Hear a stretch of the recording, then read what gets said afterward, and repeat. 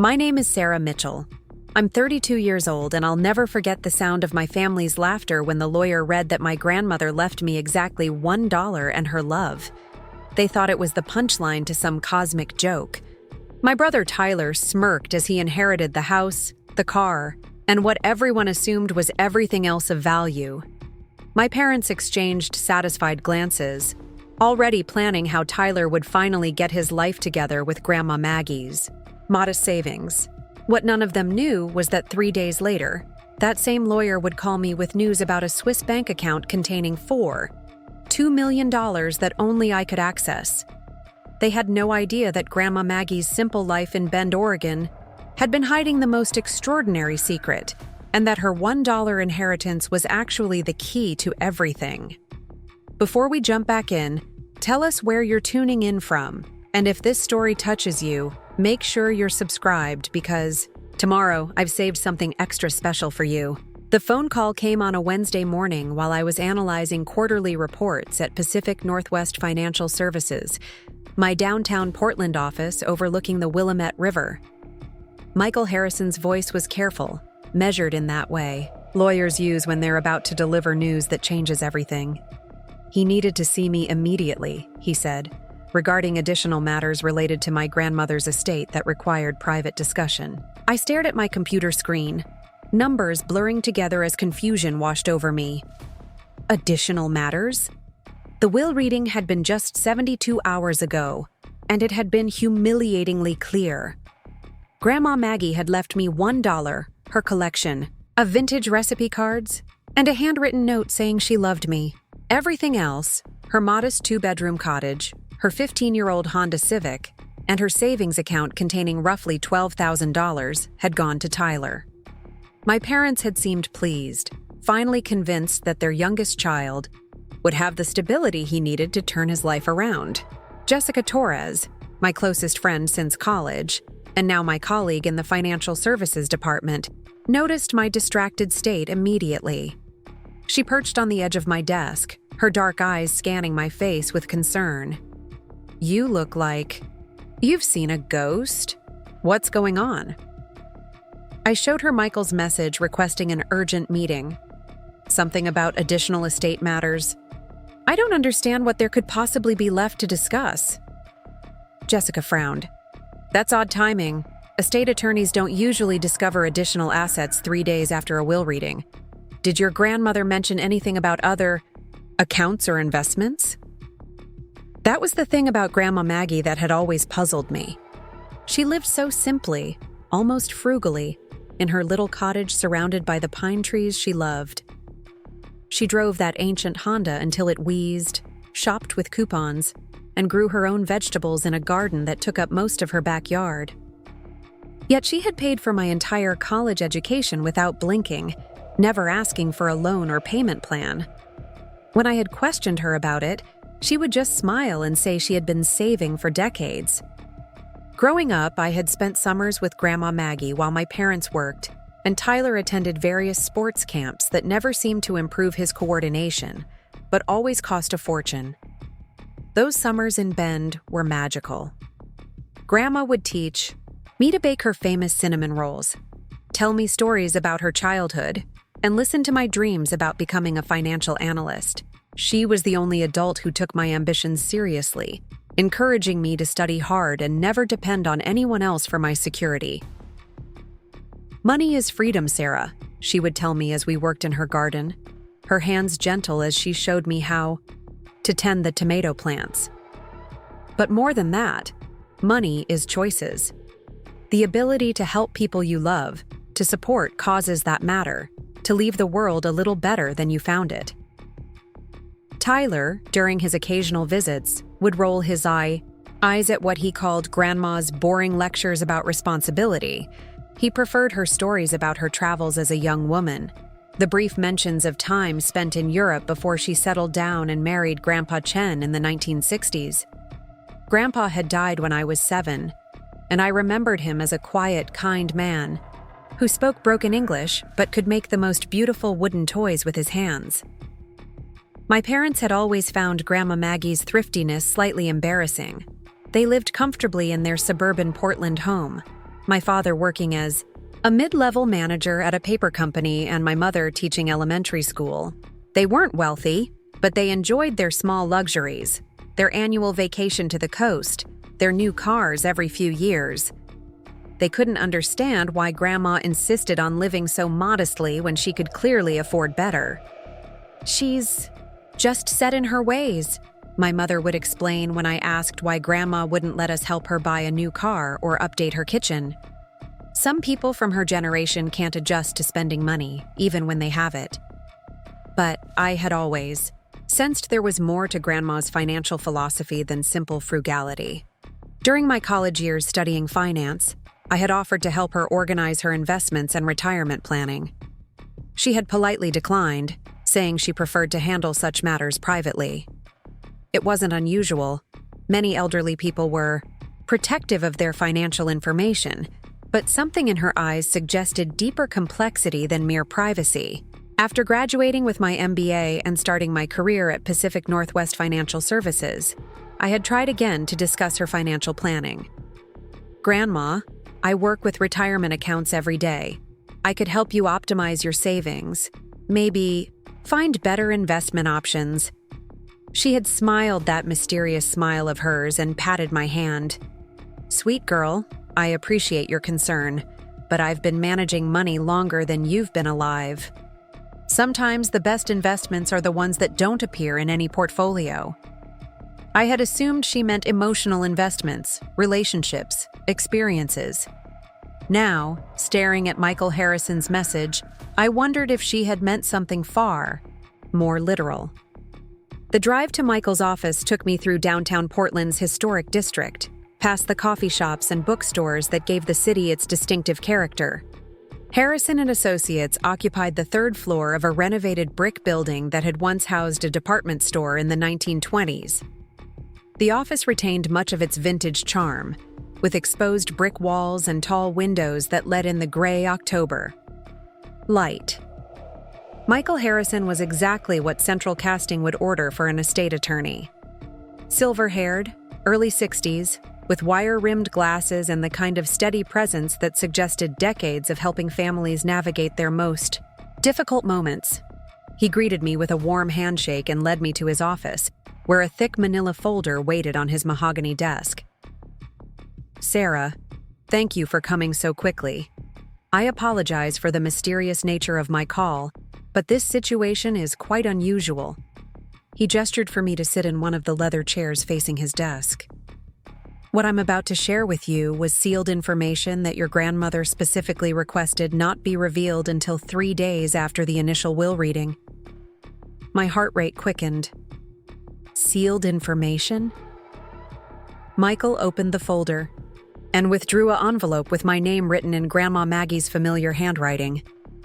Beside it lay several official-looking documents with letterheads I didn't recognize. "Your grandmother left very specific instructions about the timing and manner of this disclosure. She wanted to ensure that the initial estate distribution was completed before revealing this additional inheritance." He handed me the envelope first. "She asked that you read this before we discuss the legal documents." My hands trembled slightly as I opened the envelope and unfolded the letter inside. Grandma Maggie's careful script filled 2 pages of her favorite lavender stationery. "My dearest Sarah," the letter began.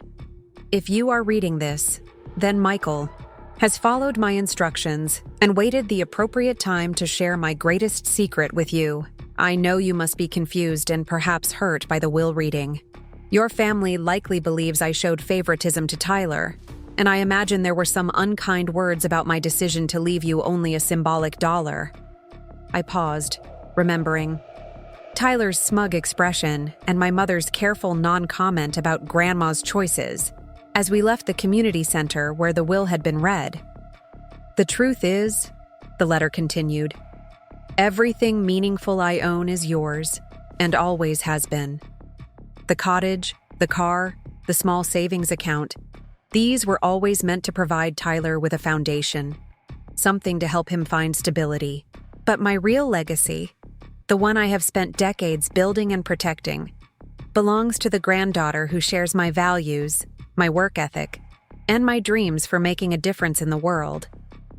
My breath caught. Real legacy? When I was 23 years old, I took a secretarial position with the U.S. State Department. This was 1962, and opportunities for young women were limited, but I was ambitious and eager to see the world. The position took me to Switzerland, where I worked in the consular office in Geneva for 3 years.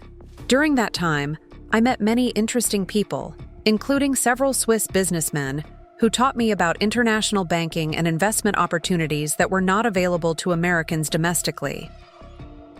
I read faster, my pulse quickening with each revelation. Using my modest salary and some money I had inherited from my own grandmother, I began making small investments through a Swiss bank. Nothing illegal or improper, simply taking advantage of opportunities that were available to American citizens working abroad. Over the years, I continued to contribute to these accounts, always staying within legal requirements but building something substantial. The letter went on to explain how Grandma had continued these investments even after returning to the United States and marrying Grandpa Chen. She had been meticulous about reporting everything to the IRS, maintaining perfect legal standing, while quietly building wealth that she never touched or mentioned to anyone. By the time your grandfather died, the accounts had grown considerably. I could have brought the money back to the United States, but I had learned to appreciate the discretion and stability of Swiss banking. I left everything invested, continuing to add small amounts each year and watching it grow. I lived modestly, not because I had to, but because I wanted to. Every dollar I didn't spend was a dollar that could grow for your future. Tears blurred my vision as I reached the final paragraphs. Sarah, as of last month, the accounts in Switzerland contain approximately $2 million in various investments. The money is held in a trust structure that I established specifically for you. The Swiss bank has very strict procedures, and only you can access these funds using documentation that Michael will provide. This inheritance comes with one condition. It must be used thoughtfully, with the same values that allowed me to build it.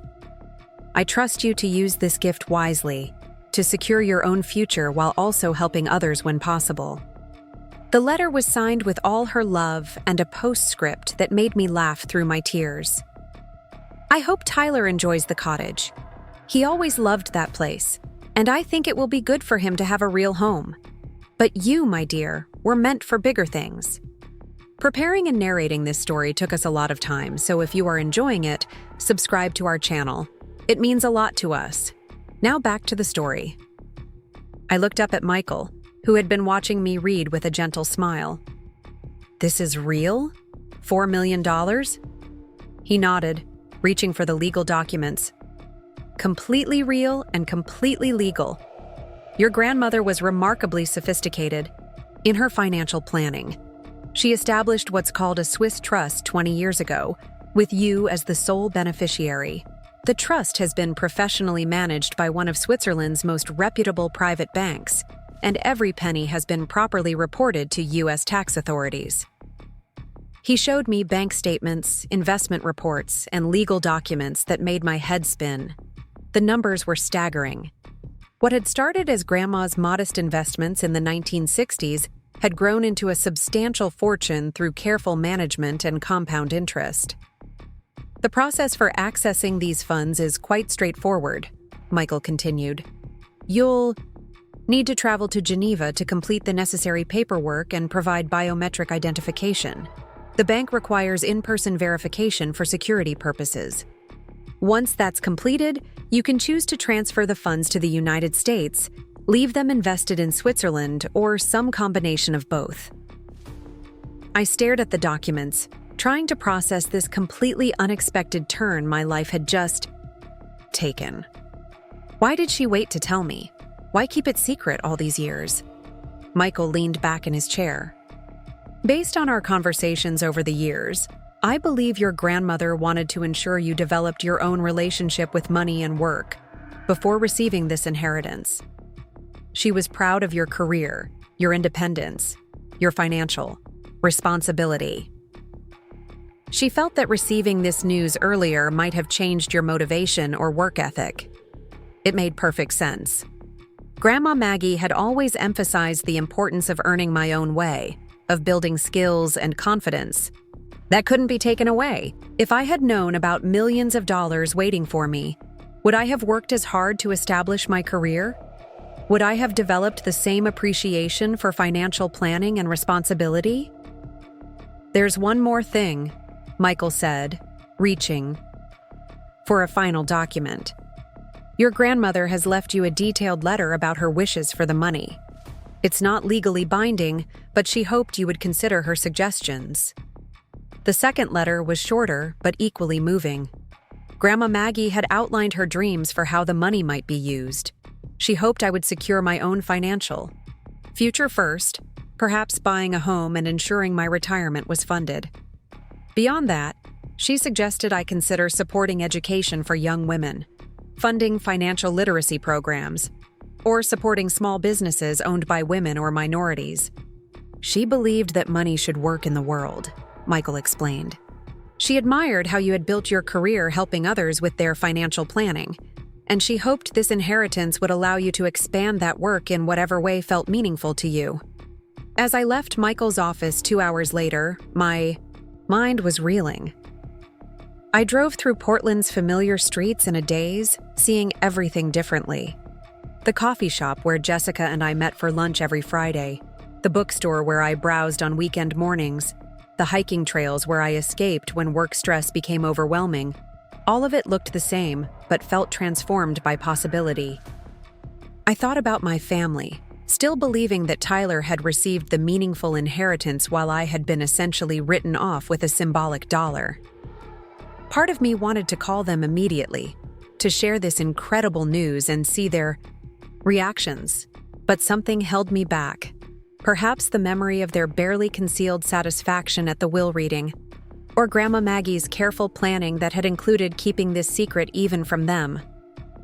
Jessica was waiting in my office when I returned, her concern evident. Well, what was so urgent?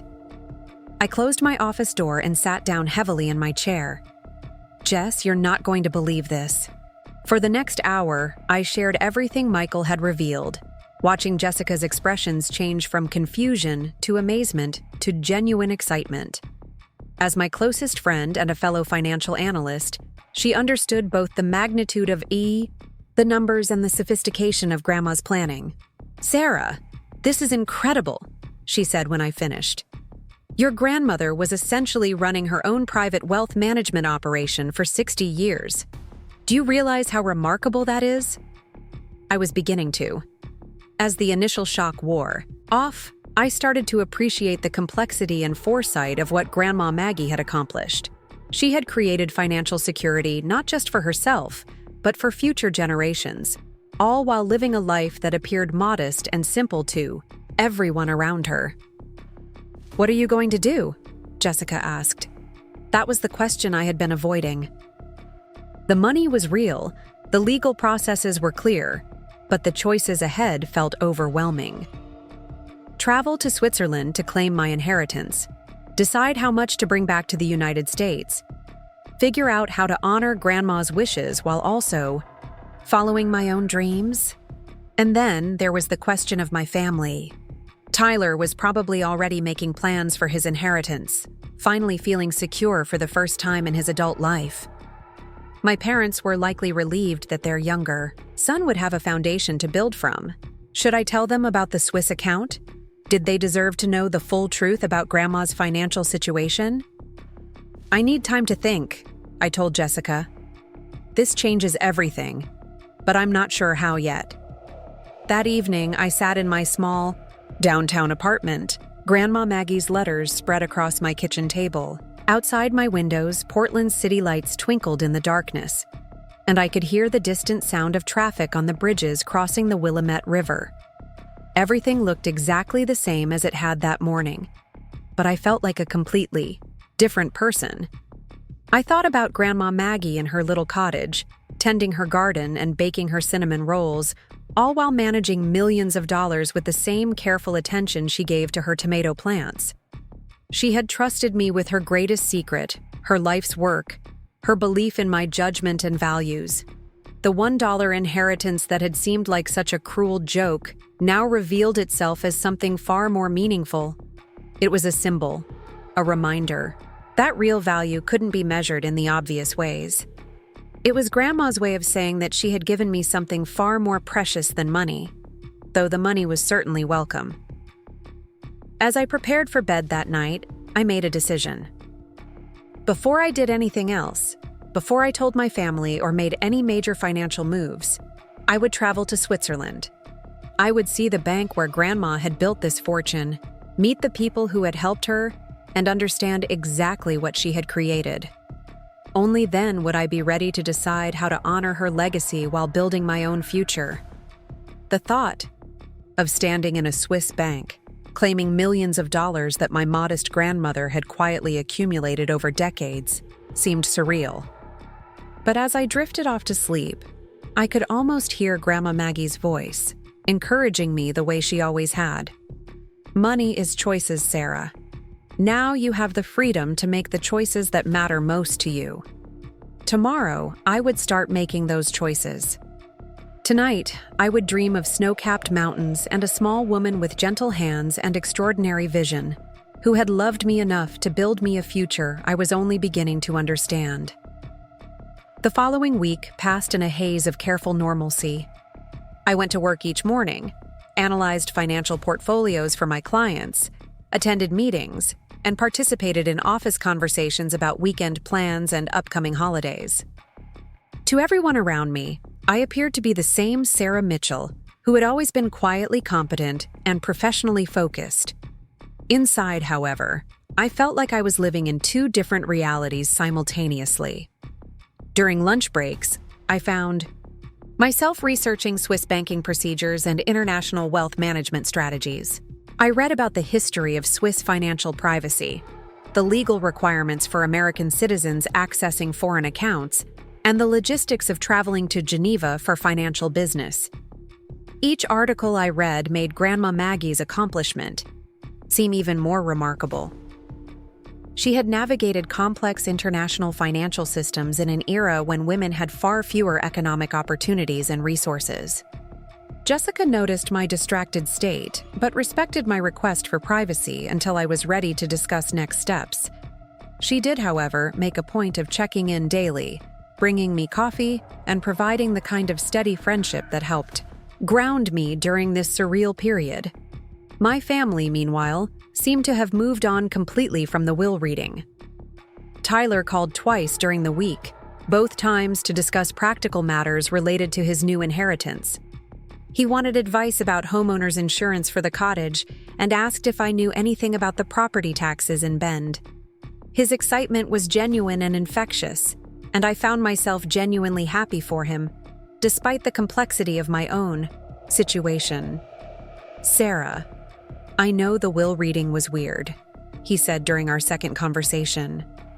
I mean, the $1 thing seemed kind of harsh. But you know Grandma always had her reasons for everything. Maybe she figured you were already doing so well with your career that you didn't need help. I made appropriate responses, neither confirming nor denying his theory. Tyler had always been self-absorbed rather than malicious, and his interpretation of events followed his usual pattern of assuming the world revolved around his needs and experiences. It didn't occur to him that Grandma might have had plans he couldn't see or understand. My parents, when they called for our usual Sunday check-in, seemed similarly settled about the inheritance distribution.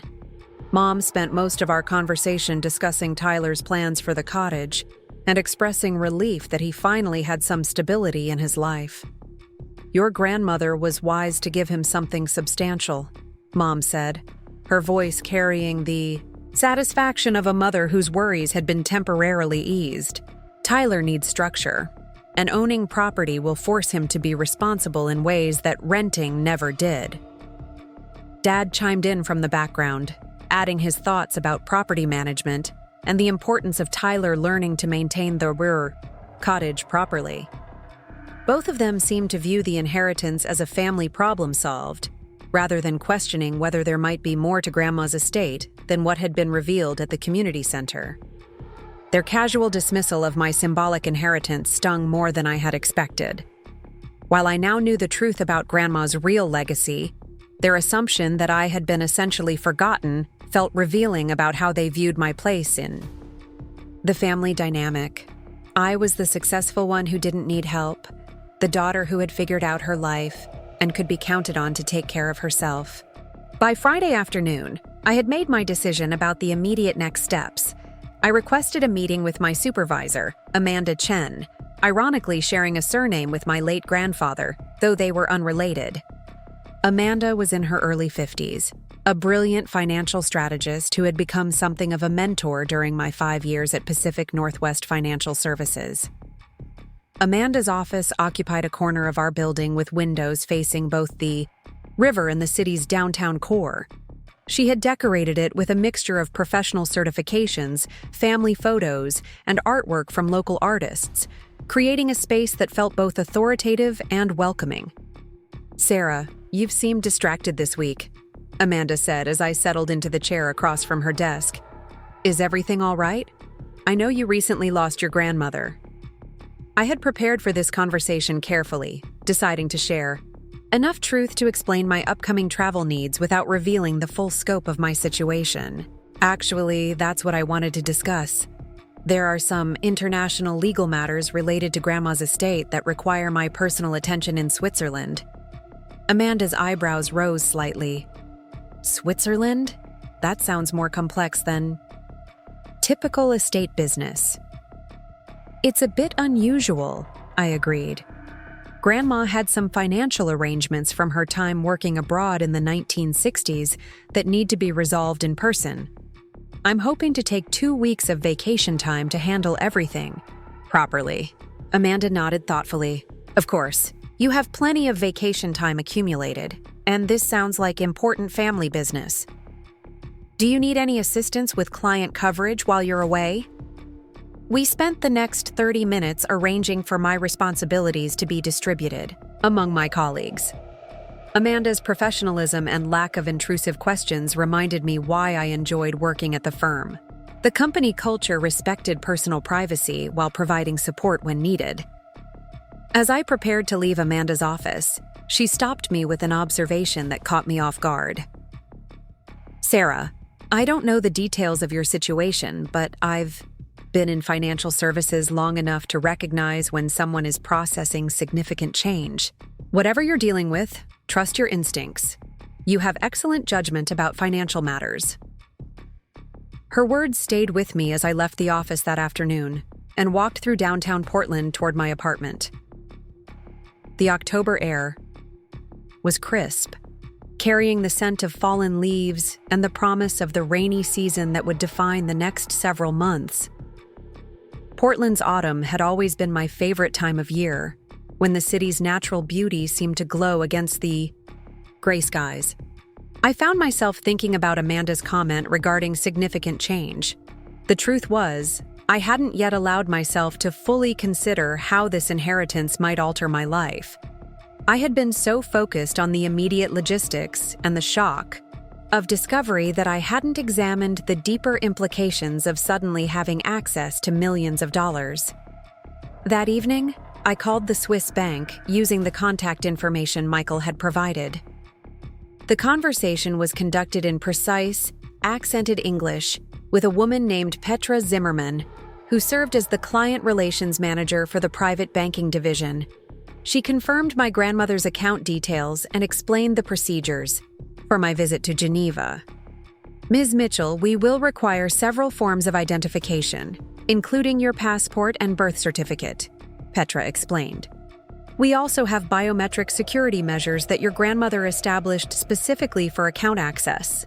The entire process typically requires 2 business days to complete properly." She went on to explain that the bank would arrange for my accommodation at a hotel near their offices and provide transportation from the airport. The level of service seemed almost surreal, a reminder that I was entering a world of wealth management that operated by different rules than anything I had previously experienced. Your grandmother spoke of you often during her visits to Geneva, Petra added near the end of our conversation. She was very proud of your career in financial services. I believe she would be pleased to know you are continuing her legacy of careful financial planning. After hanging up, I sat in my living room trying to imagine Grandma Maggie in a Swiss bank, discussing investment strategies with sophisticated financial professionals. The image seemed to conflict with my memories of her simple cottage and frugal lifestyle, yet it also aligned perfectly with the quiet intelligence and careful planning that had always characterized her approach to everything. I spent the weekend making travel arrangements and researching Geneva. I booked flights that would take me from Portland to Switzerland with a connection in Amsterdam, scheduled for the following Thursday. I arranged for a cat sitter for Luna, my rescue tabby, who had been my primary companion since my divorce 3 years earlier. I researched the hotel where the bank had arranged my accommodation, an elegant establishment in Geneva's financial district that seemed far more luxurious than anywhere I had ever stayed. On Sunday evening, I called Tyler to let him know I would be traveling for work, keeping my explanation vague but plausible. He was distracted by his plans for the cottage and barely listened to my travel details, which suited my need for privacy perfectly. Monday morning brought an unexpected phone call from Mom, who wanted to discuss Thanksgiving plans and Tyler's progress with his inheritance. The conversation reminded me of how completely my family had accepted the will reading results and moved forward with their assumptions about Grandma's estate. "I'm just so relieved that Tyler has something stable now," Mom said, her voice carrying the particular tone she used when discussing her ongoing worries about her younger child. "You know how he's struggled to find his direction. Having the cottage and some savings should help him finally settle down." I made appropriate responses while wondering how my family would react if they knew the truth about Grandma's financial situation. Would they be happy for me, or would they feel deceived by Grandma's careful planning? Would Tyler's inheritance feel less meaningful if he knew about the Swiss account? Or would he be able to appreciate that Grandma had provided for both of us in different ways? These questions followed me through the week as I completed final preparations for my trip. Jessica helped me research Geneva's culture and customs, providing practical advice about international travel and emotional support for what she recognized was a significant life transition. "Sarah, I keep thinking about your grandmother and how she managed to build this fortune while living such a quiet life," Jessica said during our farewell lunch on Wednesday. "It's like she was playing a completely different game than everyone realized." That observation resonated deeply as I boarded my flight Thursday evening. During the long journey to Geneva, crossing time zones and continents, I reflected on Grandma Maggie's extraordinary life. She had been born in 1939, coming of age during World War II, and entering adulthood in an era when women had limited economic opportunities. Yet she had somehow managed to create financial independence and generational wealth through intelligence, patience, and careful planning. The flight to Amsterdam passed in a haze of airline meals and restless attempts at sleep. During the layover, I called Jessica to confirm my safe arrival and found myself sharing thoughts I hadn't been able to articulate before leaving Portland. "Jess, I keep wondering if I'm really ready for this," I admitted, standing in the Amsterdam airport surrounded by travelers heading to destinations across Europe. "What if I can't live up to what Grandma built? What if I make the wrong decisions? With this money?" Jessica's response was characteristically direct and supportive. "Sarah, your grandmother chose you for this responsibility because she trusted your judgment. She watched you build your career, make smart financial decisions, and develop the values she cared about. You're not inheriting this money randomly. You're inheriting it because you've proven yourself capable of handling it wisely." Her words provided comfort during the final leg of my journey to Geneva. As the plane descended through Swiss airspace, I caught my first glimpses of the Alps and Lake Geneva, the dramatic landscape that had provided the backdrop for Grandma's secret financial life. Geneva's airport was efficiently modern, and I moved through customs and immigration with surprising ease. A driver holding a sign with my name was waiting in the arrivals area, representing the private banking service that would handle my transportation throughout my visit. The drive into Geneva city center provided my first real impression of Switzerland. Everything appeared meticulously maintained, from the pristine roads to the precisely manicured landscaping. The architecture blended historical elegance with modern functionality, creating an atmosphere of stability and prosperity that seemed to embody the Swiss banking reputation. The hotel where the bank had arranged my accommodation exceeded even my researched expectations. Located in Geneva's financial district within walking distance of Lake Geneva, it offered understated luxury that spoke to serious wealth rather than flashy ostentation. My room featured views of both the lake and the distant Alps, providing a constant reminder of the extraordinary circumstances that had brought me to Switzerland. That evening, I walked along Lake Geneva's shoreline, trying to process the surreal nature of my situation.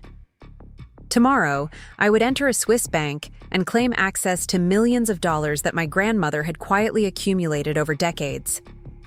The money was real, the legal documentation was proper, and yet the entire situation felt like something from a novel rather than my actual life. I thought about Grandma Maggie walking these same streets during her visits to Geneva, managing her investments and planning for a future she would never live to see. She had trusted me with her life's work, her financial legacy, and her belief that I would use this inheritance wisely and purposefully. As I returned to the hotel and prepared for the next day's appointment at the bank, I felt a mixture of anticipation, responsibility, and gratitude that seemed to honor both the magnitude of Grandma's gift and the careful planning that had made it possible. Tomorrow would mark the beginning of a new chapter in my life, one that connected me to Grandma's extraordinary vision while opening possibilities I was only beginning to imagine. The weight of that responsibility felt both overwhelming and inspiring as I fell asleep in my Swiss hotel room, surrounded by the quiet efficiency that had enabled my grandmother to build a fortune in complete secrecy while living a life that appeared unremarkably modest to everyone who knew her. Friday morning in Geneva dawned with the kind of crystalline clarity that made the distant Alps appear close enough to touch. I woke before my alarm, jet lag and anticipation combining to make sleep impossible after 5 a.m. From my hotel window, Lake Geneva stretched like polished silver beneath the early light, dotted with small boats and bordered by the elegant buildings that housed some of the world's most discreet financial institutions. I ordered room service. Breakfast, needing the comfort of familiar rituals before facing what promised to be the most significant financial meeting of my life. As I sipped coffee and reviewed the documents Michael had prepared for me, I thought about Grandma Maggie sitting in similar hotels during her visits to Geneva, perhaps feeling the same mixture of anticipation and surreal disbelief that now filled my chest. The private banking office of Crédit Suisse Privé occupied 3 floors of a limestone building that exuded the kind of understated elegance that spoke to centuries of discretion and stability. Unlike the modern glass towers that housed commercial banks, this building seemed designed to whisper rather than shout about the wealth it protected. The entrance was marked only by a small brass plaque, easily missed by anyone not specifically looking for it. Petra Zimmerman met me in the marble-floored lobby, her handshake firm and her smile genuinely warm despite the formal business setting. She was perhaps 50 years old, with silver-streaked blonde hair pulled back in a precise chignon and wearing a charcoal gray suit that probably cost more than my monthly rent. Her English carried the slight precision of educated multilingualism, each word carefully chosen and clearly articulated. "Ms. Mitchell, welcome to Geneva. I hope your journey was comfortable." She guided me toward a private elevator that required a key card to operate. "Your grandmother spoke of you with such pride during her visits here. She often mentioned your career in financial services and how pleased she was that you had chosen to work with investments and wealth management." The elevator rose silently to the 3rd floor, opening into a reception area that felt more like an elegant private club than a business office. Persian rugs covered polished hardwood floors, and oil paintings that looked genuinely antique decorated walls lined with built-in bookcases. Everything spoke to tradition, stability, and the kind of wealth that whispered rather than shouted. Petra led me to a conference room with windows overlooking Lake Geneva, where several other bank representatives waited to meet me. The introductions felt surreal. These sophisticated financial professionals who had known and worked with my modest grandmother for decades. There was Klaus Weber, the senior portfolio manager who had overseen Grandma's investments since the 1980s, and Marie Dubois, the trust administrator who had helped structure the legal arrangements that protected the inheritance. Klaus was perhaps 65, with the kind of careful bearing that suggested decades of managing significant wealth for discerning clients. Marie appeared younger, maybe 40, with dark hair and intelligent eyes that seemed to assess and calculate even during casual conversation. Both spoke of Grandma Maggie with genuine respect and affection, sharing memories that painted a picture of a woman far more sophisticated than anyone in our family had realized. Mrs. Chen was remarkable, Klaus said as we settled around the polished conference table. She had an intuitive understanding of market cycles and risk management that many professional investors lack. When she first came to us in the 1960s, she was quite young and had relatively modest funds to invest. But she asked questions that revealed real financial intelligence, and she had the patience to think in terms of decades rather than quarters. Marie nodded in agreement, opening a leather portfolio filled with documents. She was also extraordinarily disciplined about her contributions. Every year, she would add to her accounts, sometimes modest amounts, sometimes more substantial sums when her circumstances allowed. But she never wavered in her long-term strategy, even during market downturns that might have tempted other investors to panic. They walked me through the history of Grandma's investments, using charts and graphs that told the story of steady growth over nearly 60 years. Starting with her initial deposits in the early 1960s, the accounts had grown through careful stock, selection, bond investments, and strategic diversification across international markets. The compound effect of decades of patient investing was staggering to observe in visual form. Your grandmother was particularly interested in companies that provided essential services, Klaus explained, pointing to various holdings in the portfolio. Utilities, healthcare, consumer goods that people needed regardless of economic conditions. She preferred steady growth over spectacular gains, and that philosophy served her very well over the long term. The security procedures for accessing the accounts were elaborate but efficient. I provided multiple forms of identification, submitted to biometric scanning that included fingerprints and retinal verification, and signed documents that had been prepared specifically for this moment. Everything had been planned and structured with the precision that characterized all of Grandma's financial affairs. As the morning progressed, the full scope of what Grandma had accomplished became increasingly clear. The $2 million that Michael had mentioned represented the current value of accounts that had grown from her modest savings and salary from 6 decades earlier. But beyond the impressive numbers was the sophistication of the planning itself. She had created multiple investment streams, established charitable giving protocols, and structured everything to minimize tax consequences while maximizing growth potential. Mrs. Chen often spoke about her hopes for this inheritance, Petra said as we reviewed the final access documents.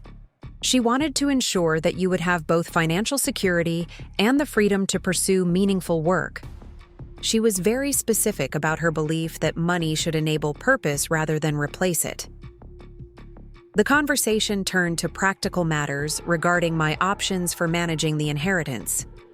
I could transfer everything to American accounts, leave the investments in Switzerland, or create some combination that took advantage of both systems. Klaus and Marie outlined the benefits and considerations of each approach, providing the kind of detailed analysis that reminded me why Grandma had chosen such reputable professionals to manage her affairs. During a break in our meetings, I found myself standing at the conference room windows, looking out at Lake Geneva, and trying to process the magnitude of what was happening.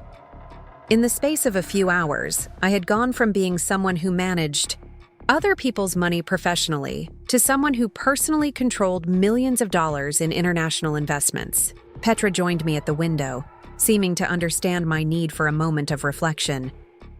"It can be overwhelming," she said quietly. "We have worked with many inheritance situations over the years, and the emotions are often more complex than people expect. Your grandmother understood this, which is why she structured everything so carefully. She wanted to give you time to adjust and make thoughtful decisions rather than feeling pressured to act quickly." We spent the afternoon discussing various scenarios for managing the inheritance. Klaus presented detailed projections showing how different investment strategies might perform over time, while Marie explained the legal and tax implications of various approaches to international wealth management. Their expertise was evident, and I began to understand why Grandma had developed such trust in their advice over the decades. By late afternoon, I had made several preliminary decisions. I would transfer approximately $1 million to American accounts to provide immediate liquidity and domestic investment options. The remaining funds would stay in Switzerland, managed by the same team that had served Grandma so well for so many years. This approach would provide both security and flexibility while honoring the international diversification strategy that had proven so successful. The paperwork for these arrangements would take until Monday to complete, giving me a weekend in Geneva to process everything that had happened and consider my next steps. As I prepared to leave the bank that evening, Klaus handed me a sealed envelope that Grandma had left specifically for this moment. "Mrs. Chen asked us to give you this after your first day of meetings," he explained. "She said you would need time to understand the full scope of the inheritance before reading her final thoughts." I waited until I was back in my hotel room before opening the envelope. Inside was a letter written in Grandma's familiar handwriting, dated just 3 months before her death, when she knew her cancer was progressing rapidly. "My dearest Sarah," the letter began, "if you are reading this, then you have spent your first day learning about the investments I have built for your future. I hope Klaus and Petra have been helpful in explaining not just the numbers, but the philosophy behind what I created for you." The letter went on to share Grandma's deeper thoughts about wealth and responsibility, themes that went far beyond financial planning into questions of purpose and legacy. She wrote about her own journey from a young secretary earning modest wages to a woman capable of creating generational wealth through patience and intelligent planning. "I learned early in my career that money is a tool, nothing more and nothing less. Like any tool, its value depends entirely on the skill and intention of the person using it. I built this inheritance not because I wanted you to stop working or pursuing your goals, but because I wanted to give you the freedom to pursue work that matters to you rather than work that simply pays the bills." She went on to describe her hopes for how I might use the inheritance, suggestions that reflected her values and her understanding of my character. She encouraged me to continue my career in financial services, but perhaps to consider starting my own firm focused on helping women achieve financial independence. She suggested that having personal wealth might allow me to take on clients who needed guidance but couldn't afford traditional financial advisory fees. "Sarah, you have always had a gift for helping people understand money and make smart financial decisions. This inheritance could allow you to expand that work in ways that serve people who are often overlooked by traditional financial services. Women starting their own businesses, single mothers planning for retirement, young families trying to buy their first homes. These are the people who need financial guidance, but often cannot access it." The letter concluded with personal reflections about our relationship and her pride in the woman I had become. Reading her words in the quiet of my Swiss hotel room, surrounded by the evidence of her extraordinary financial legacy, I felt overwhelmed by gratitude and responsibility in equal measure. That evening, I walked through Geneva's old town, exploring narrow cobblestone streets lined with shops and cafes that seemed unchanged by centuries of political and economic change. The city felt both cosmopolitan and timeless, a fitting backdrop for contemplating questions of wealth, responsibility, and the future I was only beginning to imagine. I found a small restaurant overlooking the lake and ordered dinner while watching the lights of the city reflect on the water. As I sat alone at my table, I thought about the contrast between this elegant Swiss evening and the family dinner that was probably happening back in Portland, where Tyler was likely discussing his plans for the cottage, while my parents offered advice and encouragement. The gap between their understanding of Grandma's estate and the reality of what she had actually accomplished felt both significant and manageable. Tyler's inheritance would indeed provide him with stability and a foundation for building a more responsible life. My parents' relief about his situation was genuine and justified, even if they didn't know the full story. My own inheritance represented something different entirely, an opportunity to honor Grandma's values while pursuing my own vision of meaningful work. The money would provide security and freedom, but more importantly, it would allow me to focus on financial planning work that served people who truly needed guidance rather than simply managing wealth for those who already had plenty. Saturday morning brought a call from Jessica, who wanted to hear about my first day at the Swiss bank. I found myself sharing more details than I had planned, describing the sophisticated professionals who had worked with Grandma and the impressive scope of what she had accomplished over the decades. "Sarah, this is incredible," Jessica said, her excitement evident even across the international phone connection. "Your grandmother essentially built her own private wealth management empire, while everyone thought she was just living quietly in Bend. The level of sophistication and planning involved is remarkable." Jessica's enthusiasm helped me process my own feelings about the inheritance. Her perspective as a fellow financial professional allowed her to appreciate both the technical complexity of what Grandma had accomplished and the personal significance of being chosen to continue her legacy. I spent Saturday exploring Geneva, more thoroughly visiting the United Nations buildings and the various international organizations that had made the city a center of global diplomacy and finance. Walking through these institutions, I thought about Grandma's time working for the State Department in the 1960s, when she first encountered the opportunities that would shape the rest of her financial life. Sunday brought my final meetings at the bank, where we completed the paperwork necessary to establish my access to the accounts and begin the process of transferring funds to American institutions. Klaus and Marie provided me with detailed documentation of all investments, along with recommendations for managing the inheritance according to my stated goals and risk tolerance. As I prepared to leave Geneva on Monday morning, Petra presented me with a leather portfolio containing all the relevant documents, contact information, and a summary of the services the bank would continue to provide as we managed the inheritance together. "Ms. Mitchell, your grandmother would be very proud of how thoughtfully you have approached this responsibility," Petra said, as we shook hands in the bank's elegant lobby. "We look forward to working with you as you implement your plans for this inheritance." The flight back to Portland felt different from my journey to Switzerland just 4 days earlier. I was returning home as a woman with access to significant wealth, but more importantly, I was returning with a clearer sense of purpose and possibility than I had ever experienced before. During the long flight across the Atlantic and North America, I used the quiet hours to begin drafting plans for how I might use the inheritance to expand my financial planning work. I researched organizations that provided financial education to underserved communities, considered the logistics of starting my own advisory firm, and thought about ways to honor Grandma's suggestion that I focus on helping women achieve financial independence. By the time my plane touched down in Portland, I had filled several pages with notes and ideas that represented the beginning of a new chapter in both my career and my life. The inheritance would provide security and freedom, but it would also create opportunities to pursue work that aligned with my values and Grandma's vision of money as a tool for positive change. Jessica met me at the airport, eager to hear about the conclusion of my Swiss adventure and the practical steps I would take next. As we drove through familiar Portland streets toward my apartment, I shared my thoughts about starting my own financial advisory firm and focusing on clients who needed guidance but had been underserved by traditional financial services. "Sarah, this sounds like exactly the kind of work you were meant to do," Jessica said, as we sat in my living room later that evening, Luna the cat purring contentedly on my lap.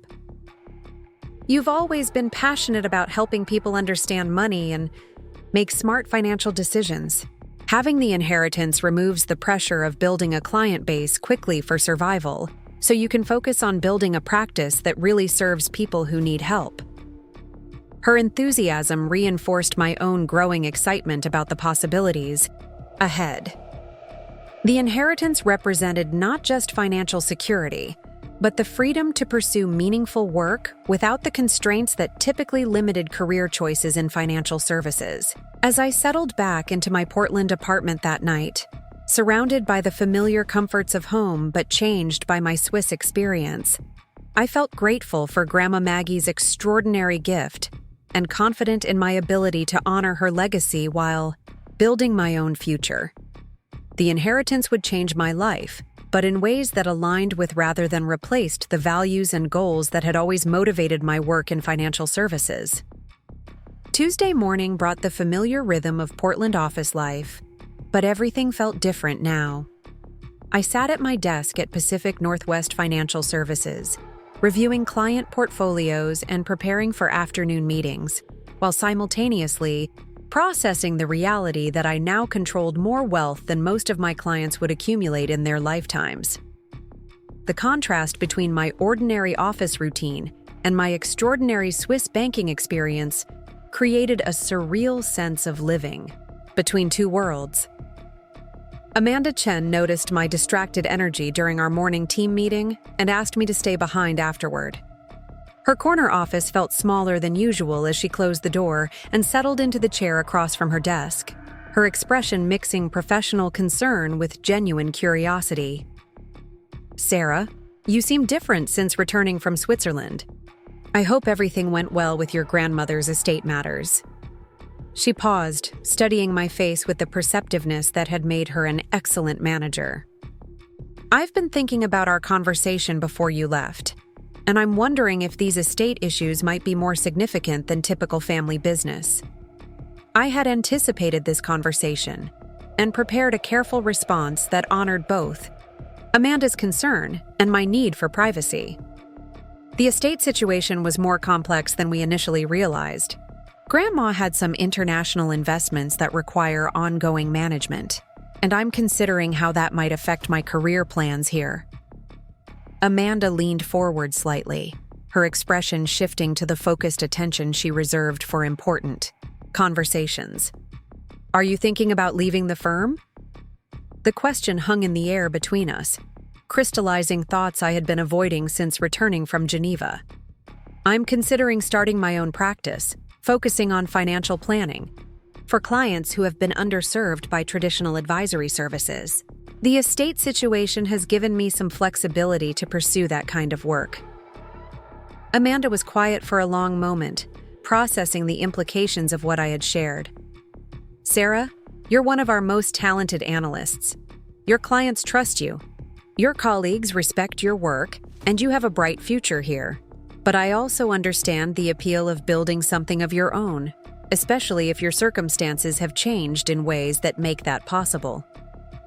We spent the next hour discussing the practical aspects of transitioning my client relationships and the timeline for my potential departure from the firm. Amanda's professionalism and support reinforced my respect for her leadership, and her genuine encouragement about my entrepreneurial plans helped validate the direction I was considering. That afternoon, I called Michael Harrison to discuss the legal requirements for establishing my own financial advisory practice. His office felt familiar now, a place where significant life changes were planned and documented with careful attention to detail. "Sarah, starting your own firm is a substantial undertaking," Michael said, as we reviewed the regulatory requirements and business licensing procedures. "But given your experience and the financial resources you now have available, you're in an excellent position to build the kind of practice you envision." We discussed the various business structures that might work best for my goals, the insurance and bonding requirements for financial advisors, and the practical steps involved in establishing office space and hiring support staff. Michael's methodical approach helped transform my Swiss-inspired dreams into concrete plans with timelines and action items. "There's one other matter we should address," Michael said near the end of our meeting. "At some point, you may want to consider how to discuss your changed circumstances with your family. The contrast between Tyler's inheritance and your actual situation is quite dramatic, and family dynamics around money can be complicated." The question had been weighing on my mind since my return from Geneva. Tyler had called twice during the week, both times excited about his progress with the cottage and grateful for what he saw as Grandma's generous gift.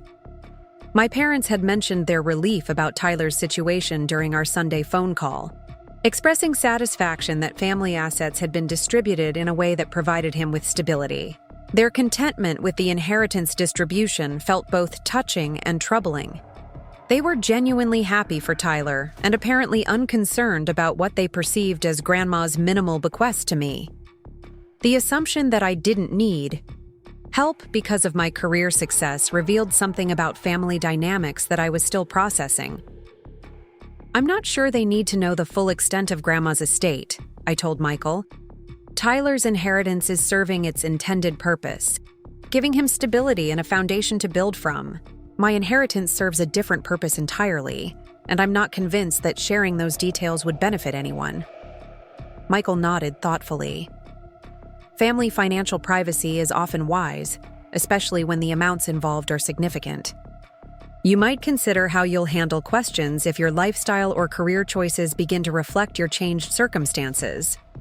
That evening, Jessica came over for our weekly dinner and movie tradition, bringing takeout from our favorite Thai restaurant, and settling into my living room with the comfortable familiarity of a friendship that had weathered both personal and professional changes over the years. "So," she said as we unpacked pad thai and green curry, "have you made any decisions about the firm situation? Amanda mentioned that you two had talked about potential career changes." I appreciated Jessica's direct approach to important conversations, her ability to ask questions that mattered without judgment or pressure. "I think I'm going to do it. Start my own practice, focus on the kind of financial planning work that actually helps people, rather than just managing wealth for people who already have plenty." Jessica's enthusiasm was immediate and infectious. "Sarah, this is exactly what you should be doing. I've watched you work with clients for years, and you're at your best when you're helping people understand money and make decisions that improve their lives. Having the financial freedom to build that kind of practice slowly and thoughtfully is an incredible opportunity." We spent the evening discussing the practical aspects of starting a financial advisory firm, from office space and technology requirements to marketing strategies and client development approaches. Jessica's support and professional insights helped me envision how my Swiss inheritance could enable exactly the kind of meaningful work Grandma had encouraged in her final letter. The following week brought an unexpected phone call from Tyler, his voice carrying an excitement I hadn't heard since high school when he made the varsity basketball team despite limited athletic ability. "Sarah, you're not going to believe what I found in the cottage," he said, practically bubbling with enthusiasm. "I was cleaning out the basement storage room, and there's this old trunk filled with Grandma's stuff from when she was young. Photo albums, letters, even some jewelry that looks pretty valuable." My heart rate quickened. What kind of letters? Love letters from Grandpa mostly, but also some business correspondence from when she worked for the State Department. There are pictures of her in Switzerland and other European countries, looking incredibly sophisticated and worldly. I had no idea Grandma had such an interesting life before she settled down in Bend. Tyler's discovery represented both an opportunity and a potential complication. The documents he had found might provide context for Grandma's Swiss banking activities, but they might also raise questions about her financial situation that I wasn't prepared to answer. "I was thinking of bringing everything to the next family dinner," Tyler continued. "Mom and Dad would love to see these old photos and letters. It's like discovering a whole different side of Grandma that none of us knew about."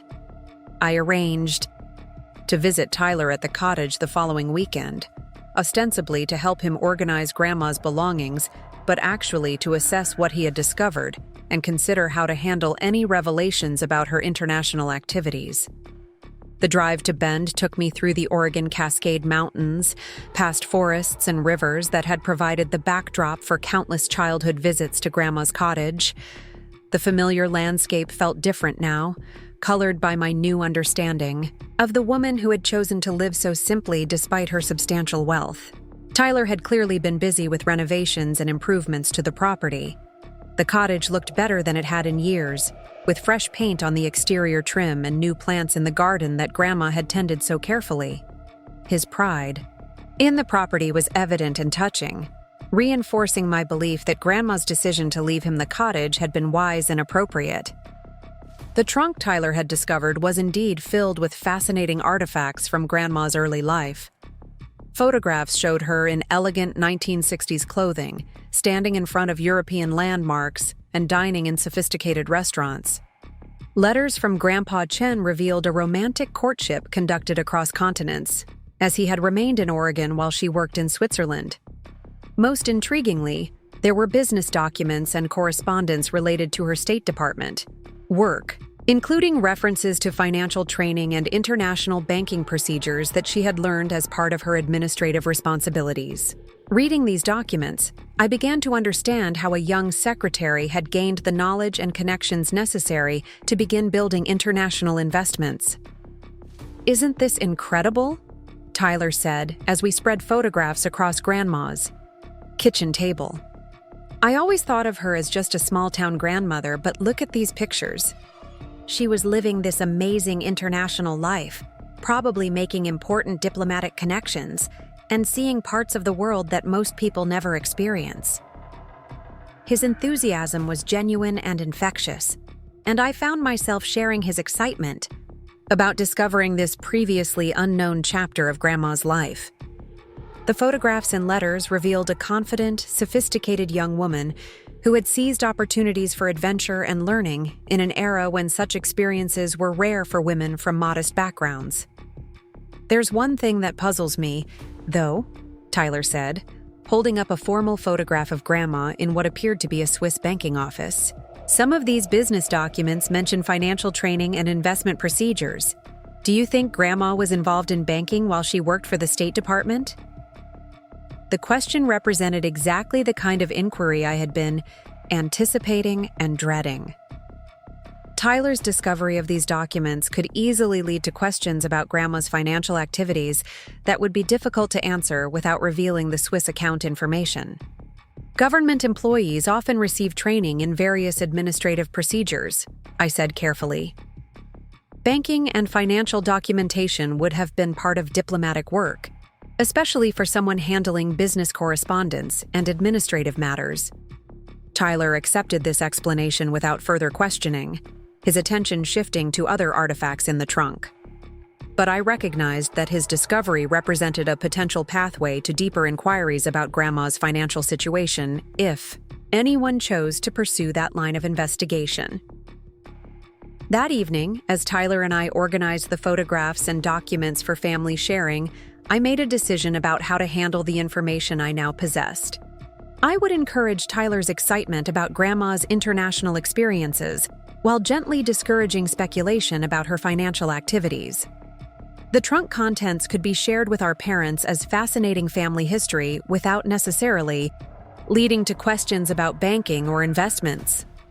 Sunday dinner at my parents' house felt different with Tyler's discoveries spread across the dining room table.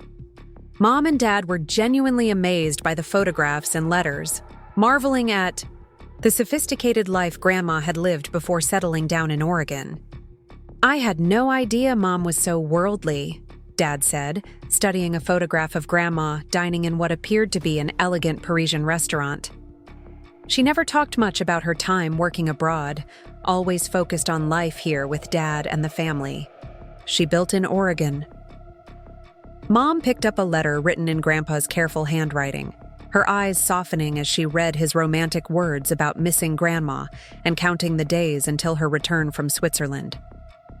"They had such a beautiful love story," She gave up this exciting international life to come back and marry Dad, then spent decades just being a wife and grandmother.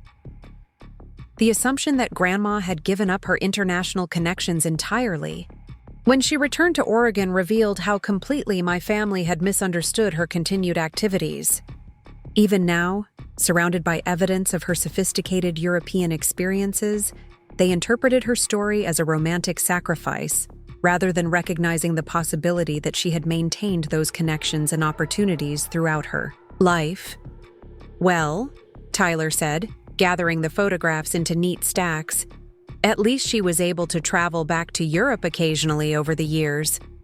I remember her taking trips when we were kids, always saying she was visiting old friends from her work days. Those visits to old friends had actually been business trips to manage her Swiss investments, but my family's interpretation of them as nostalgic social visits showed how effectively Grandma had maintained her privacy while conducting sophisticated financial affairs." The evening concluded with my parents expressing gratitude for Tyler's discovery and excitement about having these family artifacts to preserve and share. Their happiness about learning more about Grandma's early life felt genuine and touching, and I was glad that Tyler's inheritance had included these personal treasures along with the cottage and savings. As I drove back to Portland that evening, I reflected on the contrast between my family's understanding of Grandma's legacy and the reality of what she had accomplished. Tyler's cottage inheritance was providing him with stability and purpose, exactly as Grandma had intended.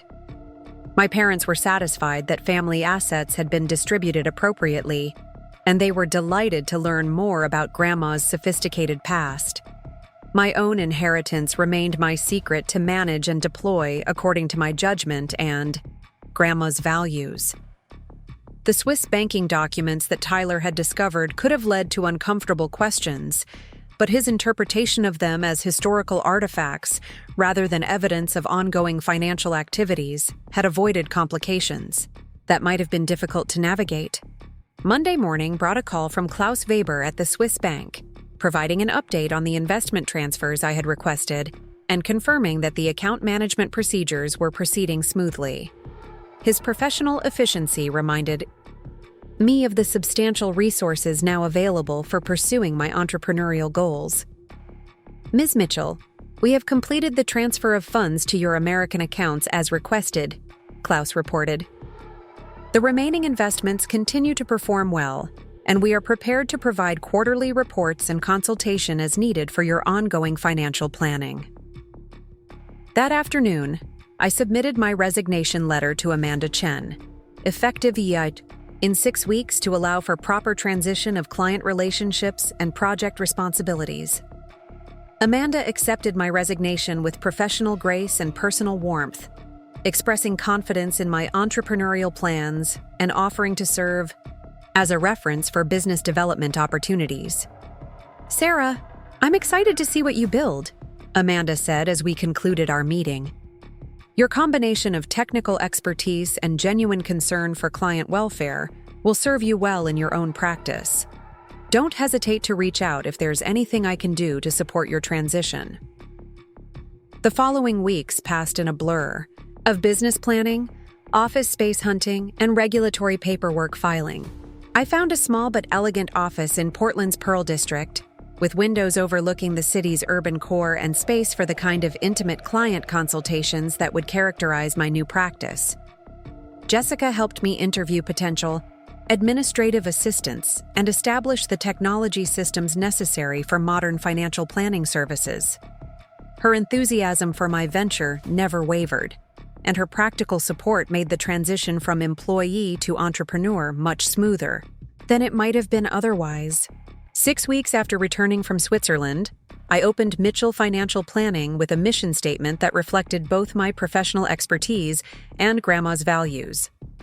Providing comprehensive financial guidance to individuals and families who are building their financial futures through careful planning, smart investments, and values-based decision-making. My first clients were referred by former colleagues who understood my commitment to serving people who needed guidance rather than simply managing existing wealth. A single mother planning for her children's education expenses, a young couple buying their first home, and a woman starting her own business after years of working for others, these clients represented exactly the kind of meaningful work that Grandma's inheritance had made possible. 3 months after opening my practice, I received a letter from Petra Zimmerman at the Swiss bank, containing quarterly investment reports and a personal note expressing pleasure at hearing about my new business venture. "Your grandmother would be very proud of how you have chosen to honor her legacy," Petra wrote. "She often spoke about her hope that you would use your financial knowledge to help people who might not otherwise have access to professional guidance. It sounds as though you are doing exactly that." That evening, I sat in my Pearl District office after my last client meeting of the day, watching Portland's city lights begin to twinkle as sunset approached. The view from my windows encompassed both the downtown business district where I had worked for Pacific Northwest Financial Services and the residential neighborhoods where many of my new clients were building their financial futures. The contrast between my modest office and the elegant Swiss banking facilities where I had claimed my inheritance seemed appropriate rather than disappointing. Grandma's wealth had provided me with security and freedom, but the real satisfaction came from using that freedom to pursue work that aligned with my values and served people who truly needed financial guidance. I thought about Tyler, probably sitting on the cottage porch after a day of working in Grandma's garden, finally experiencing the stability and sense of home that had eluded him for years. I thought about my parents, content in their belief that family assets had been distributed fairly and appropriately. And I thought about Grandma Maggie, whose extraordinary vision and patient planning had created opportunities for both her grandchildren to build meaningful lives according to their different needs and capabilities. The $1 inheritance that had seemed so humiliating at the will reading had revealed itself as the most valuable gift of all, a symbol of Grandma's belief in my judgment and her confidence that I would use her true legacy wisely and purposefully. 6 months later, Mitchell Financial Planning had grown to serve over 40 clients, all of them people who were working to improve their financial situations through education, planning, and smart decision-making. The work felt meaningful in ways that managing wealth for already wealthy clients never had, and the financial security provided by Grandma's inheritance allowed me to focus on building relationships and providing value rather than simply generating revenue. Jessica joined my practice as a partner, bringing her analytical skills and client development expertise to help expand our services. Together, we developed financial education workshops for women's organizations, first-time homebuyer programs, and retirement planning services for small business employees who had been overlooked by traditional financial advisory firms. The Swiss bank account continued to grow under Klaus and Marie's professional management, providing both security for my personal financial future and resources for expanding the business in ways that served our mission of helping people build financial independence through education and planning. Tyler called regularly with updates about his life at the cottage, sharing news about his job at the local garden center and his growing involvement in Ben's community activities. His contentment with his inheritance felt genuine and lasting, suggesting that Grandma's decision to provide him with a foundation rather than simply money had been wise and appropriate. My parents remained happily unaware of the full scope of Grandma's estate, satisfied with their understanding of how family assets had been distributed and pleased with both their children's success in building stable, meaningful lives. Sometimes, during quiet moments in my office, I would think about Grandma Maggie's extraordinary journey from a small-town secretary to an international investor capable of creating generational wealth while maintaining complete privacy about her activities. Her legacy extended far beyond the money she had accumulated to include the values, vision, and courage that had made such accomplishment possible. The inheritance had changed my life in ways that honored both her practical gifts and her deeper wisdom about money, work, and purpose. Every client I helped achieve financial stability, every workshop I conducted about investment planning, every success story that emerged from my practice represented a continuation of the values and vision that had motivated her decades of patient planning. 1 year after that life-changing phone call from Michael Harrison, I stood in the conference room of my expanded Portland office, looking out at the skyline while preparing for what would become the most significant client meeting of my career. The view had changed since I first opened Mitchell Financial Planning in this Pearl District building, just as everything else in my life had transformed in ways I was still discovering. The morning started like any other Wednesday, with my usual routine of reviewing client portfolios before the day's appointments began. Jessica arrived early, as she always did, carrying coffee from the shop downstairs and wearing the focused expression that meant she had something important to discuss. "Sarah, remember that inquiry we received last month from the Women's Business Development Center?" she asked, settling into the chair across from my desk with her steaming cup. "The one about providing financial planning services for their entrepreneur program participants?" I nodded, recalling the conversation with Maria Santos, the center's director, who had explained their need for affordable financial guidance for women starting their own businesses. Most of their participants were operating on tight budgets, unable to afford traditional financial advisory services but desperately needing help with business planning, personal finance management, and investment strategies. "Well, Maria called yesterday afternoon after you left," Jessica continued, her excitement beginning to show. "They've received a substantial grant specifically designated for financial education and planning services. They want to know if we'd be interested in partnering with them to provide comprehensive financial guidance for their entire program." The proposal represented exactly the kind of work I had envisioned when I first decided to leave Pacific Northwest Financial Services and start my own practice. Using Grandma Maggie's inheritance to build financial security had given me the freedom to pursue clients and projects that aligned with my values, rather than simply focusing on revenue generation. "What kind of timeline are they considering?" I asked, already mentally calculating how we might structure such a partnership without overwhelming our existing client relationships. Jessica opened her portfolio and pulled out detailed notes from her conversation with Maria. "They're looking to start in September, which gives us about 8 months to develop the program structure and hire additional staff if necessary. The grant would cover compensation for financial planning services for approximately 60 women over a 2-year period." The scope was ambitious but achievable, especially considering how our practice had grown over the past year. We now served over 70 clients, had hired 2 part-time administrative assistants, and had established relationships with several organizations that regularly referred people who needed financial guidance but had been underserved by traditional advisory firms. "There's one more component to their proposal that I think you'll find particularly interesting," Jessica said, her smile widening. "They want to include a financial literacy workshop series that would be open to the broader community, not just their program participants. Women who are considering starting businesses, single mothers planning for their children's futures, recent college graduates dealing with student loan debt, essentially anyone who needs financial education but hasn't had access to professional guidance."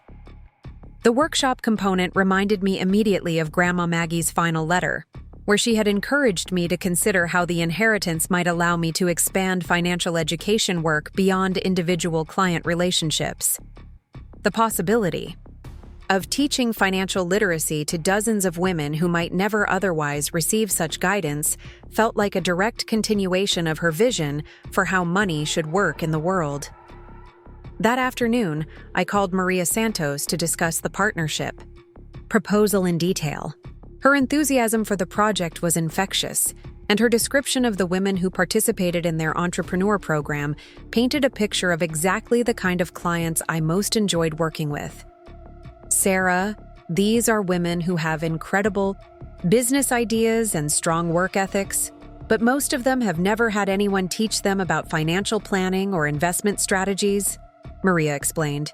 "They're trying to figure out business financing, personal budgeting, retirement planning, and wealth building all at the same time, usually while also managing families and other responsibilities."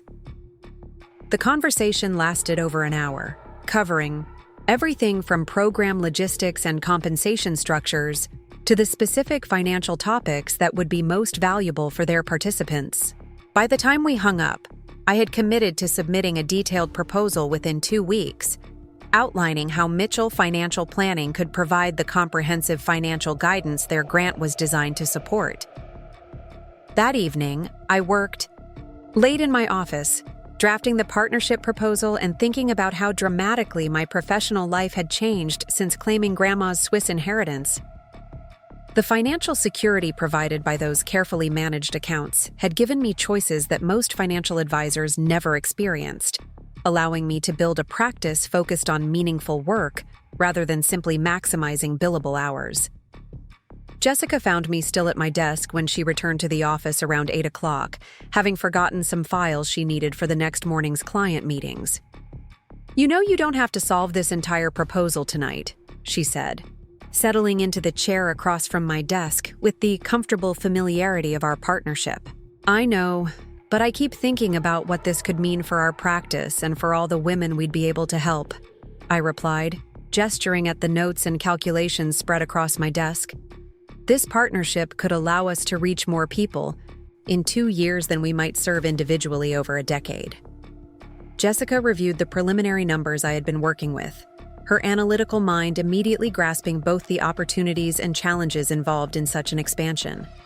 "We'd need to hire at least 1 additional financial planner, maybe 2, depending on how we structure the individual consultations versus group education components." The hiring question led us into a broader discussion about the future direction of our practice.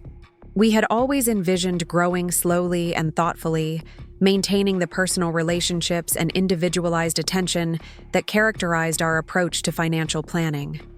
The Women's Business Center partnership would require scaling our services while preserving the values and methods that made our work effective.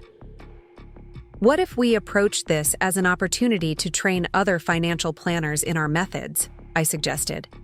"We could hire recent graduates or career changers who are interested in serving underrepresented clients, then provide them with mentorship and professional development as part of our partnership with the center."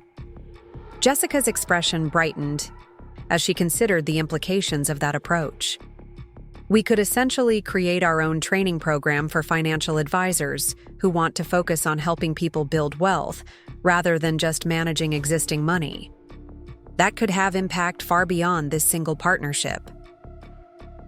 The idea of training other financial planners to serve underrepresented communities felt like another natural extension of Grandma Maggie's values and vision. She had always believed that knowledge and opportunity should be shared rather than hoarded, and developing other professionals who could expand access to financial guidance seemed perfectly aligned with her philosophy. Over the following 2 weeks, I devoted most of my free time to developing the partnership proposal, researching best practices for financial education programs, and consulting with colleagues who had experience in community-based financial planning services. The document that emerged was comprehensive and ambitious, outlining a 2-year program that would provide individual financial planning for 60 women entrepreneurs, while also offering monthly workshops open to the broader community. The proposal included plans for hiring and training additional staff, developing curriculum materials for the workshop series, and creating evaluation metrics to measure the program's effectiveness in helping participants achieve their financial goals. Most importantly, it reflected our commitment to maintaining the personalized, values-based approach that had made our individual client work so successful. Maria Santos called the day after receiving our proposal, her excitement evident, even over the phone. "Sarah, this is exactly what we were hoping for. The grant committee is meeting next week to review all the submitted proposals, but I wanted you to know that yours addresses every component they were looking for and several additional elements they hadn't even considered." The waiting period that followed was filled with a mixture of anticipation and continued focus on our existing client work. I found myself imagining the women we might be able to help through the partnership program, thinking about the financial education workshops and individual planning sessions that could make real differences in their lives and businesses. 3 weeks later, Maria called with news that would reshape the next phase of my career. Sarah, I'm delighted to tell you that the grant committee has selected Mitchell Financial Planning as their preferred partner for the Entrepreneur Financial Planning Program. They were particularly impressed with your training component for additional financial advisors and your commitment to making the workshop series accessible to the broader community. The celebration that followed involved Jessica, our administrative staff, and several of our existing clients who had become friends over the months of working together. As I looked around my office that evening, filled with people who shared my excitement about expanding our mission, I thought about how Grandma Maggie would have responded to this news. She had always believed that success should be measured, not just by personal achievement, but by the positive impact on others. And the partnership program represented exactly the kind of work she had encouraged me to pursue with her inheritance. The financial security provided by the Swiss accounts had made it possible for me to take the career risks necessary to build this kind of practice, while the values she had taught me provided the foundation for everything we were trying to accomplish. The summer months passed quickly as we prepared for the September launch of the partnership program. We hired 2 recent graduates from Oregon State University's financial planning program, both women who had expressed interest in serving underrepresented communities and were excited about the mentorship opportunities our training approach would provide. Lisa Park had graduated top of her class with a double major in finance and social work, bringing both technical expertise and a deep understanding of the challenges faced by women starting their own businesses. Carmen Rodriguez had several years of experience in banking before returning to school for her financial planning certification, and her bilingual skills would allow us to serve Spanish-speaking clients who had been overlooked by many traditional advisory firms. The training process for Lisa and Carmen became one of the most rewarding aspects of preparing for the partnership program. Working with them to develop our approach to financial planning reminded me of my own learning process when I first started, working with individual clients who needed guidance rather than wealth management. The most important thing to remember, I told them during one of our training sessions, is that financial planning isn't about showing clients how much you know about investments and tax strategies. It's about helping them understand their own relationship with money and develop the confidence to make smart decisions about their financial futures. Lisa and Carmen both embraced this philosophy enthusiastically, bringing their own perspectives and insights to our discussions about how to serve clients effectively. Their questions and observations helped me refine my own thinking about financial education and reminded me why I had been drawn to this work in the first place. As September approached, I received an unexpected phone call from Tyler, who had been following my business expansion through our regular conversations and wanted to share some news of his own. Sarah, I've been thinking about what you're doing with your financial planning practice, and it's inspired me to consider how I might use the cottage and property in a more meaningful way, he said, his voice carrying the kind of thoughtful consideration that had become more characteristic of him since receiving his inheritance. What do you have in mind? I asked, genuinely curious about his ideas. Well, I've been learning so much about gardening and sustainable living since moving to Bend full-time, and I've met a lot of women here who are interested in starting their own small businesses related to agriculture and food production. I'm thinking about offering workshops and retreat programs at the cottage, teaching people about organic gardening, food preservation, and maybe even small-scale farming techniques. Tyler's idea represented a completely unexpected development, but one that seemed perfectly aligned with both his genuine interests and his need for meaningful work. The cottage property included several acres that Grandma had always maintained as gardens and natural landscape, providing an ideal setting for the kind of educational programs he was describing. That sounds like a wonderful way to honor Grandma's memory while also helping people develop practical skills, I told him, meaning every word. She always loved teaching people about gardening and self-sufficiency. I've been thinking about that too, Tyler replied. Remember how she used to spend hours showing us how to plant vegetables and preserve food? I feel like this would be a way to continue that tradition while also creating something sustainable for my own future. The conversation with Tyler reminded me of how Grandma's inheritance had provided both of us with foundations for building meaningful work according to our different talents and interests. His cottage inheritance was enabling him to develop expertise and purpose in ways that might never have happened if he had simply received money without the accompanying responsibility of caring for property and community. The launch of the Women's Business Center partnership exceeded all of our expectations.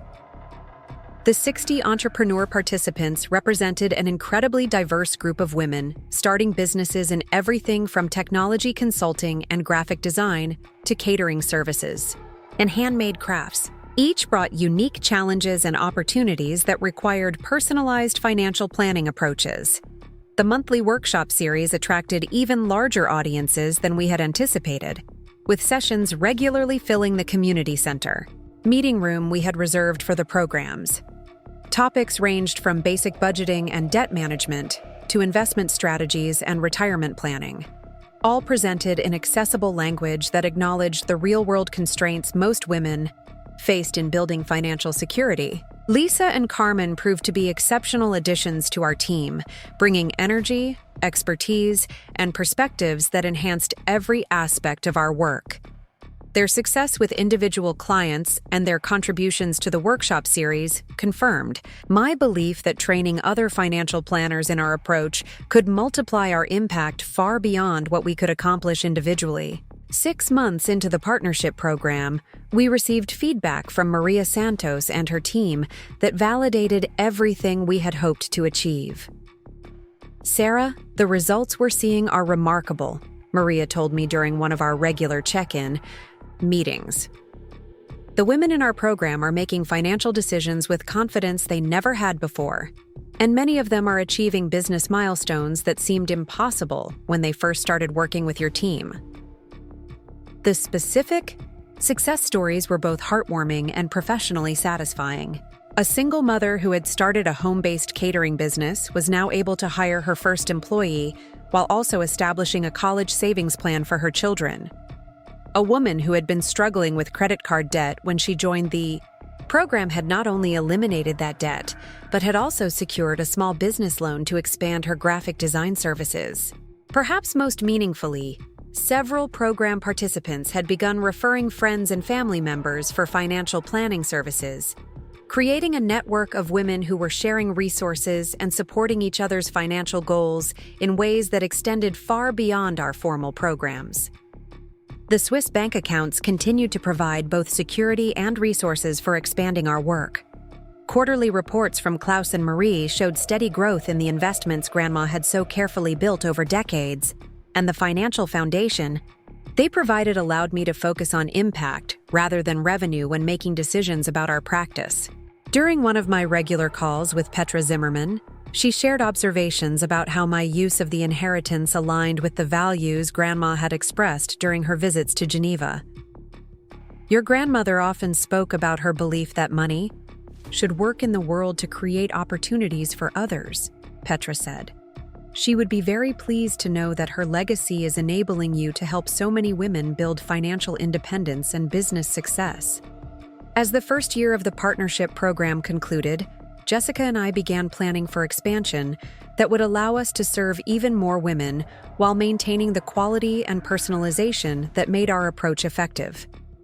We had received inquiries from other organizations interested in similar partnerships, and the success of our training program for Lisa and Carmen had attracted attention from recent graduates looking for mentorship opportunities in community-based financial planning. "Sarah, I think we're at a point where we need to consider franchising our model," Jessica said during one of our planning sessions.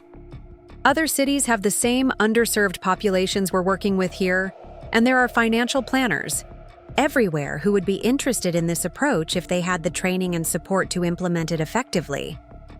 The franchising idea represented a natural evolution of our work, but it also required careful consideration of how to maintain our values and methods while expanding beyond our direct oversight. We spent several months researching successful franchise models in other service industries and consulting with business development experts about the best approaches for scaling professional services. The solution we developed combined elements of traditional franchising with the mentorship and training approaches that had worked so well with Lisa and Carmen. Financial planners in other cities could license our curriculum and methods while receiving ongoing support and professional development that ensured consistency with our values and effectiveness standards. By the end of our second year of partnership, with the Women's Business Center, Mitchell Financial Planning had grown from a small practice serving individual clients to a regional organization, providing financial education and planning services to over 300 women across Oregon and Washington. Our franchise model had been implemented in Seattle and Eugene, with plans for expansion to Sacramento and Denver in the following year. The growth had been managed carefully to preserve the personal relationships and individualized attention that remained central to our approach. Each new location was staffed by financial planners who completed extensive training in our methods and shared our commitment to serving underrepresented communities with respect, expertise, and genuine concern for client success. Tyler's Retreat program at the cottage had also flourished, attracting women from across the Pacific Northwest who wanted to learn about sustainable agriculture and food production while also developing business skills for agricultural enterprises. His partnership with local community colleges and extension programs had created a comprehensive educational experience that honored Grandma's legacy while building his own expertise and reputation. Our family dinners had evolved to include regular discussions of both our business successes and the ways we were using our inheritances to create meaningful work. My parents' pride in both their children's accomplishments was evident and touching, and their understanding of Grandma's wisdom in providing us with different types of foundations had deepened as they watched our respective projects develop. The contrast between Tyler's cottage-based inheritance and my Swiss banking legacy no longer seemed like an unfair distribution, but rather like evidence of Grandma's sophisticated understanding of what each of us needed to build successful, purposeful lives. Tyler had required stability and a connection to place and community, while I had needed the financial freedom to take career risks and build something new. On the second anniversary of that initial phone call from Michael Harrison, I stood once again in my Pearl District office. But this time I was looking out at a city where our financial planning services had helped hundreds of women build business, success, and financial security. The view remained the same, but my understanding of what was possible had expanded in ways I was still discovering. The $1 inheritance that had seemed like such a humiliation at the will reading had revealed itself as the most valuable gift of all. It represented Grandma's belief in my judgment, her confidence in my values, and her trust that I would use her true legacy to create opportunities for others rather than simply enjoying personal wealth. The Swiss bank accounts continued to grow under professional management, providing security for my personal future, while also funding the expansion of work that served women who had been overlooked by traditional financial services. Every success story from our clients, every workshop that helped someone understand investment planning, every new financial planner we trained to serve underrepresented communities represented a continuation of the values and vision that had motivated Grandma's decades of patient planning. Jessica knocked on my office door, interrupting my reflections with news of another organization interested in partnering with us to provide financial education services. As I turned from the window to discuss this new opportunity, I smiled at the thought of Grandma Maggie watching from somewhere, pleased to see how her modest $1 bequest had grown into something that honored both her practical gifts and her deeper wisdom about money, work, and purpose. The inheritance had changed my life in ways that extended far beyond personal financial security, to include the freedom to pursue work that made a real difference in other people's lives. Every day brought new opportunities to help women build financial independence, develop business skills, and create the kind of economic stability that opened doors to pursue their own dreams and goals. Up next, you've got two more standout stories. Right on your screen. If this one hit the mark, you won't want to pass these up. Just click and check them out.